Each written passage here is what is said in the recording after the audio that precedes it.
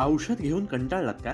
आजच जवळच्या doctor Lohia acupuncture उपचार केंद्राला भेट द्या. ऑपरेशन टाळणारी विना औषध आणि दुष्परिणाम रहित ट्रीटमेंट. गुडघेदुखी, कंबरदुखी, मानदुखी, स्लीप डिस्क, स्पॉन्डिलायसिस, लकवा, संधिवात, मधुमेहाचे दुष्परिणाम, ॲलर्जी, जुनाट सर्दी, पाळीचे विकार, लठ्ठपणा, डिप्रेशन आणि यासारख्या अनेक रोगांवर मात करा. डॉक्टर लोहिया ॲक्युपंक्चर उपचार केंद्र, Ayodhya tower, station road, Dabholkar corner, Kolhapur.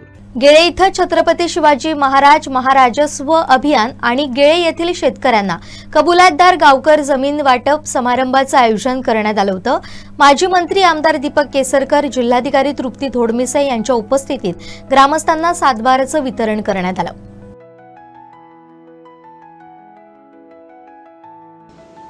यावेळी जिल्हाधिकारी तृप्ती थोडमिसे, प्रांताधिकारी शारदा पोवार, तहसीलदार श्रीधर पाटील, सभापती सुष्मिता जाधव, उपसभापती गौरव मुळीक, सरपंच सागर ढोकरे, जिल्हा परिषद सदस्य संदीप गावडे, जिल्हा परिषद सदस्य शोभा गावडे, आंबोली सरपंच सावित्री पालेकर, पंचायत समिती सदस्य मायकल डिसोजा, दाणोली पंचायत समिती सदस्य प्रशांत सुकी, चौकुळ सरपंच गुलाब गावडे, उपसरपंच विजय गवस आदी उपस्थित होते. स्वातंत्र्यानंतरही गेली कित्येक वर्ष रखडलेला गेळे येथील कबुलातदार गावकर जमीन प्रश्न निकाली निघालाय. जवळपास 230 जणांना हक्काचा सातबारा मिळालाय. जवळपास 288 हेक्टर क्षेत्रात 230हून अधिक खातेदार आहेत. या सर्वांना आता हक्काचा सातबारा मिळालाय. 55 गुंठे जागेत शेतीसाठी 50 गुंठे, पर्यटन विकासासाठी 5 गुंठे जागेचं वितरण करण्यात आलं. या कार्यक्रमाचं प्रास्ताविक तहसीलदार श्रीधर पाटील यांनी केलं. यावेळी वीरपत्नी सीताबाई गवस, मनोहर बंड, काशीराम गवस, महादेव नार्वेकर, अर्जुन कदम, उत्तम कदम, धोंडी कदम, महादेव पवार आणि अन्य शेतकऱ्यांना सातबारा वाटप करण्यात आलं.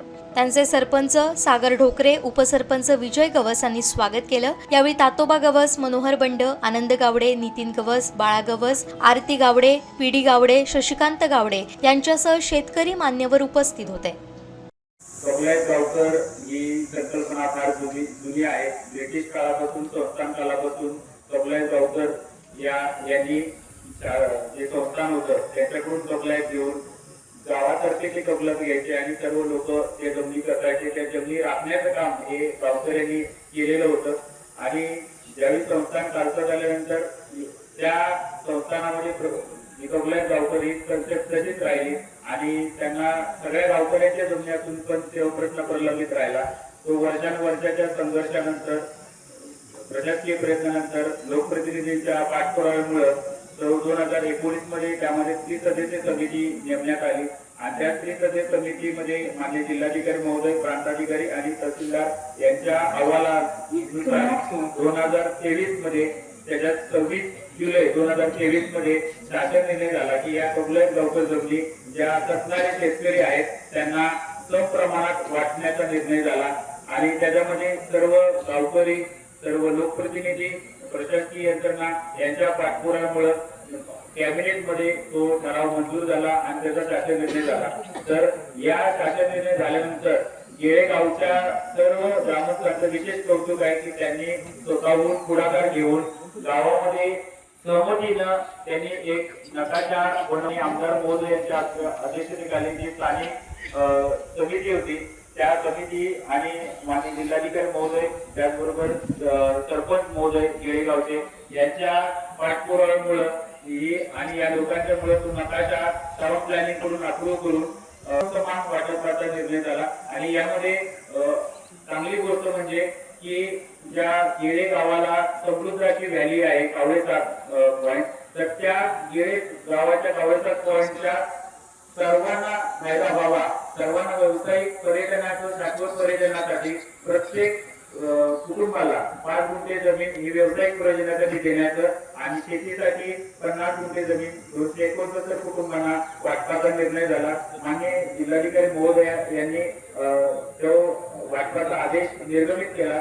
त्यानंतर उपाधीक्षक बोरी अभिलेख यांच्या मार्फत याची मोजणी करून त्याचं आकारपत्र तयार केलेला आहे आणि त्याचे आता महाराष्ट्र शासनाच्या ऐवजी आता शेतकऱ्यांच्या नावे तो आता सातबारा बनलेला आहे. आणि याचं सर्व श्रेय हे तिथल्या गावकऱ्यांचं, त्यातल्या प्रशासकीय पाठपुराव्याचं आणि लोकप्रतिनिधींचं आहे. ही शासन दरबारी याच्यासाठी 1971 चे जे जमीन वाटपाचे नियम आहेत त्याच्यातले 14 नियम हे केळे गावासाठी किंवा या आंबोली चौकळीसाठी शिथिल करून कॅबिनेटची मंजुरी घेऊन हा प्रवास इथपर्यंत संपन्न झालेला आहे.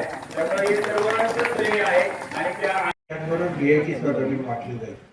परंतु गेळेच्या जमीन वाटपाचं वैशिष्ट्य असं आहे की तिथल्या ग्रामस्थांनी एक प्लान तयार केला होता आणि तो माझ्याकडे मंजुरीसाठी ज्यावेळेला आला आणि जिल्हाधिकारी महोदयांकडे मंजुरीला आला त्यावेळेला आपण एक गोष्टीचा विचार केला की हे पुढच्या काळामध्ये पर्यटन क्षेत्र म्हणून मोठ्या प्रमाणात विकसित होणार आहे. त्याच्यामुळे प्रत्येक ग्रामस्थाला पर्यटनामधून उत्पन्न मिळालं पाहिजे म्हणून 5 गुंठ्याचे पर्यटनाचे प्लॉट करण्यात आले आणि गावातल्या प्रत्येकाला ते प्लॉट वाटून दिलेले आहेत. त्याच्यामधले तुमच्यामधल्या प्रत्येक जणांना त्या ठिकाणी स्वतःच्या मालकीचं छोटंसं पर्यटन केंद्र चालू करता येईल आणि हे फक्त करता येईल तुम्हाला कोणी सांगत नाही.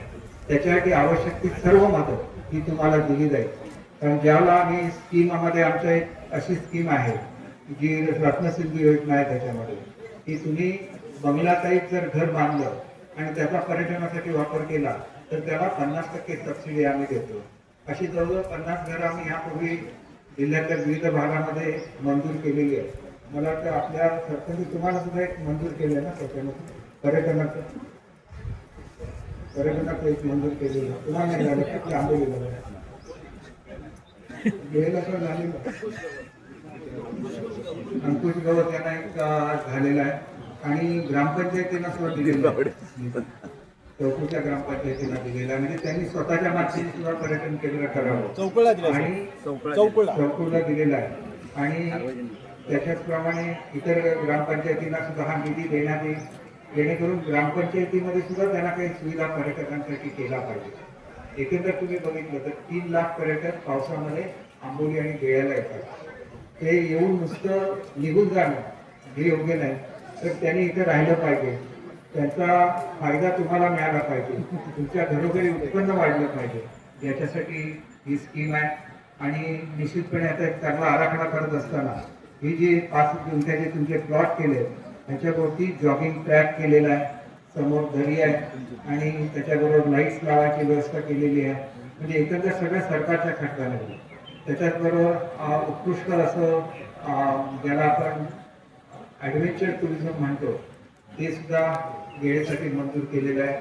तुमचं लोकांचा आग्रह होता की अगोदर आमच्या जमिनीचं वाटप करा आणि नंतर त्याची डेव्हलपमेंट करा. तर तुमच्या जमिनीचं आता वाटप केलेलं आहे. ॲडव्हेंचर स्पोर्ट्स असतील तर मग इथे लोक येणार आणि ती तुमच्या घरांमध्ये राहणार. ती घरांमध्ये राहिली की तुमचं उत्पन्न वाढणार. वेळे एक असं गाव आहे की तिथं खूप एकी आहे. हेच वैशिष्ट्य आंबोली आणि चौकूळचं सुद्धा आहे. इथल्या सगळ्या ग्रामस्थांमध्ये एकी असते आणि म्हणून या गावांचा विकास होतो. त्याच्याचबरोबर आपली जी ही डोंगर पठारावरची गावं आहे त्याच्यासाठी आपण गायी देण्याची व्यवस्था केलेली आहे. अनेक लोकांनी गायी घेतल्या. काही लोकांची आता मागणी आहे की म्हशींचा समावेश त्याच्यामध्ये करावा. ते सुद्धा आपण करू. परंतु ज्या देशी गायी दिलेल्या आहेत त्याचं जे दूध असतं त्याला A2 मिल्क म्हणतात आणि शहरामध्ये हे दूध 120 रुपये लिटर प्रमाणे विकलं जातं. आणि त्याच्यामुळे तुम्ही एक गोष्ट लक्षात घेतली पाहिजे की कुठलीही स्कीम आणली गेल्याने पूर्वीचं चांगलं काम हे दुधाच्या क्षेत्रामध्ये केलेलं आहे आणि म्हणून तुमचा प्लॅन करत असताना त्याच्यामध्ये डेअरीसाठी वेगळी प्रोव्हिजन केलेली आहे. तुम्ही ज्या ज्या मागण्या केल्या त्याच्यासाठी प्रत्येकासाठी प्रोव्हिजन केली आहे. काही जमीन ही सरकारसाठी ठेवलेली आहे जेणेकरून ज्या कॉमन फॅसिलिटीज डेव्हलप करायला लागतील, कॉन्फरन्स हॉल बांधायला लागतील, रेस्टॉरंट्स बांधायला लागतील मोठी, ही सगळी सरकारच्या वतीने येते. आणि पुढे माझा प्रयत्न असा सुरू आहे की ग्राम पातळीवर हे चालवायला कसं देता येईल, विशेषतः महिला बचत गटांना चालवता देता येतील का याचा सुद्धा आपण निश्चितपणे विचार करू. शेवटी आपल्याला एक असा विकास करून दाखवायचा आहे की जो कोणीही बघितला नाही महाराष्ट्रामध्ये, एवढा विकास करून दाखवायचा आहे. अनेक वेळेला अनेक गैरसमज होतात. पहिल्यांदा ज्यावेळेला माझ्याकडे शिष्टमंडळ आलं आणि तत्कालीन पालकमंत्री आदरणीय रवींद्र चव्हाण साहेब यांची आणि माझी चर्चा झाली त्यावेळेला मी त्यांच्याही कानावर घातलेलं होतं की अगोदर आपल्याला कबुलातदार गावकर आणि नंतर वनजमिनीचं वाटप करायला लागेल. त्यावेळेला वाटताना असं वाटलं की मी चुकीचं बोलतोय का, परंतु प्रत्यक्षात तसंच करावं लागलं. कारण वन खातं सहजासहजी आपल्या जमीन सोडायला तयार होत नाही आणि मग ते आता बघा कोर्टात गेले. आपण निर्णय दिला तरी कोर्टात गेलेले आहे. तर आपण एक गोष्ट लक्षात घेतली पाहिजे की हा लढा आपला संपलेला नाही. जोपर्यंत वनजमिनी सुद्धा तुमच्या नावाने होणार नाही तोपर्यंत हा लढा संपणार नाही. त्याच्यामुळे कबलातदार गावकर म्हणून जमिनीचं वाटप झाल्यानंतर मोठ्या प्रमाणात विकासाला सुरुवात होईल. आपल्या शेजारून शक्तीपीठ महामार्ग जाणार आहे आणि त्याच्यामुळे महाराष्ट्रातली सगळी लोक या भागामध्ये येतील. या भागाचा विकास होईल, चंदगडचा विकास होईल आणि आपल्याला एक वेगळ्या तऱ्हेचं पर्यटन हे या क्षेत्र या ठिकाणी डेव्हलप करता येईल. पुढच्या काळामध्ये ऊसाची शेती उत्कृष्ट मिळत होते तशी ती आंबोलीत सुद्धा होते. चौकूळमध्ये कुठली पिकं घेता येतील त्याचा वेगळा विचार करावा लागेल, कारण चौकूळचं हवामान वेगळं आहे आणि चौकूळसाठी सुद्धा आपल्याला तिथं ऊसाच्या शेतीचा प्रयत्न झाला परंतु त्या ठिकाणी ते यशस्वी होऊ शकलं नाही. मोठ्या प्रमाणात वन्य प्राण्यांचा या ठिकाणी प्रादुर्भाव, त्या संदर्भात मी वनमंत्र्यांशी बोललेलो. पुढच्या काळामध्ये तुमची पिकं सुरक्षित राहिली पाहिजे तर आपल्याला या संदर्भात निश्चितपणे काहीतरी करायला लागेल. मला या संदर्भात 2 लोकांचा मुद्दा उल्लेख केला पाहिजे जे या ठिकाणी नाही आहेत, ज्यांनी सुद्धा खूप प्रयत्न आपल्या वाटपामध्ये केला. त्याच्यापैकी एक रवींद्र चव्हाण साहेब आहे आणि दुसरे आपले पालकमंत्री नितेश राणे साहेब आहे. ते सुद्धा आज इथे येणार होते परंतु आजच राणे साहेबांचा सुद्धा वाढदिवस आहे आणि किती चांगला योगायोग आहे बघा की राणे साहेबांचा 75वा वाढदिवस आहे आणि त्याच दिवशी तुमच्या जमिनीचं वाटप सुद्धा तुम्हाला होतं. त्याच्यासाठी चांगली दुसरी गोष्ट होती असू शकत नाही.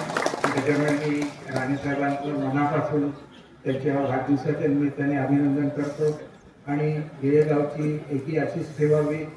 गेळ्यासाठी जे जे काय करायला लागेल सगळ्या गोष्टी केल्या जातील आणि गेळ्यासाठी करत असताना आंबोली आणि चौकूळची मोजणी थोडीशी मागे का राहिली याचं कारण मोजणी करण्याचं जे खातं आहे त्यांच्या कर्मचाऱ्यांचा संप चालू होता आणि त्याच्यामुळे ही मोजणी सुरू होऊ शकली नाही. परंतु पुढच्या आठवड्यामध्ये जिल्हाधिकारी मॅडमनी माझ्या मतदारसंघातल्या विविध प्रश्नांच्या संदर्भात ज्या बैठका ठेवलेल्या आहेत त्याला आंबोली चौकूळचं सुद्धा मोजणीच्या संदर्भातला विषय ठेवलेला आहे. आपल्याला सुद्धा त्या ठिकाणी निमंत्रित करण्यात येईल आणि पावसाच्या पूर्वी ही मोजणी व्हावी अशी माझी स्वतःची इच्छा आहे, जेणेकरून लवकरात लवकर आपल्याला सुद्धा या जमिनीचं वाटप करता येईल. परंतु आपण जी अपेक्षा केलेली आहे की वन खात्याकडे गेलेली जमीन आणि कबलायत जमीन दोन्हीचं वाटप एकाच वेळेला केलं जाईल याची मी आपल्याला खात्री देतो. राजस्व अभियान करत असताना तहसीलदार साहेबांनी खूप कष्ट घेतलेले आहेत, त्याच्याबद्दल त्यांचे सुद्धा अभिनंदन करतो. या ठिकाणी क्रांत मॅडम आहेत. क्रांत मॅडम आमची एक टीस चालू आहे ही वन खात्याच्या विरोधात की आपण जमीन लोकांना वाटायचा निर्णय घेतलेला आहे आणि वन खात्याने त्याला ऑब्जेक्शन घेतलेलं आहे. याच्याचा तुम्हाला विश्लेषण करायला लागेल आणि आमचे पूर्वीचे जे ग्रामसाहेब आहेत त्यांना यांची सगळ्यांची माहिती आहे, कारण त्यांच्या काळामध्ये तो निर्णय झाले. तर तुम्ही त्यांच्या संपर्कामध्ये राहून या केसची व्यवस्थित मागणी केली तर निश्चितपणे गावच्या मानाने गावकऱ्यांच्या बाजूने निकाल लागेल आणि त्या जमिनीचं वाटप सुद्धा होईल अशी मी अपेक्षा करतो. त्याच्याचबरोबर मला विशेष आभार संदीप गावडे यांचे सुद्धा मानायचे आहेत. वेळोवेळी त्यांनी सुद्धा याचं पाठपुरावा केला, आम्हाला सगळ्यांना भेटले. विशेषतः ते तरुण आहेत त्याच्यामुळे थोडंसं अति फास्ट जातात. मी त्यांना सांगितलेलं होतं की करून दे ना, खूप घाई करू नका. आणि शेवटी वाटप केलं असं वाटप महाराष्ट्रामध्ये कुठेही झालेलं नाही. कारण आपण कुठे बघितलं काय समजतो नाही वेगळं वाटप ते फक्त गेळगावामध्ये झालं. असंच वाटप आपल्याला आंबोलीमध्ये सुद्धा करायचं आहे, जेणेकरून बाहेरच्या लोकांनी तुमच्या जमिनी विकत घेण्यापेक्षा तुम्ही त्या पर्यटक याचे मालक झाले पाहिजे आणि तुम्हाला स्वतःला उत्पन्न मिळालं पाहिजे असं मला वाटतं. आणि अतिशय आदर्श असं काम हे महसूल खात्याने केलं. तत्कालीन आमचे जिल्हाधिकारी यांनी सुद्धा खूप सहकार्य केलं. त्या ठिकाणी त्यांचे सुद्धा मी आभार मानतो. मॅडम तर नेहमी सगळ्याच कामामध्ये अग्रेसर असतात आणि कुठलाही प्रश्न त्यांच्याकडे गेला तरी ताबडतोब त्या सोडवत असतात. त्यांचे आभार मानतो. पालकमंत्री महोदयांचे पुन्हा एकदा आभार मानतो आणि आपल्या सर्वांचे आभार मान माझे 2 शब्द संपवतो.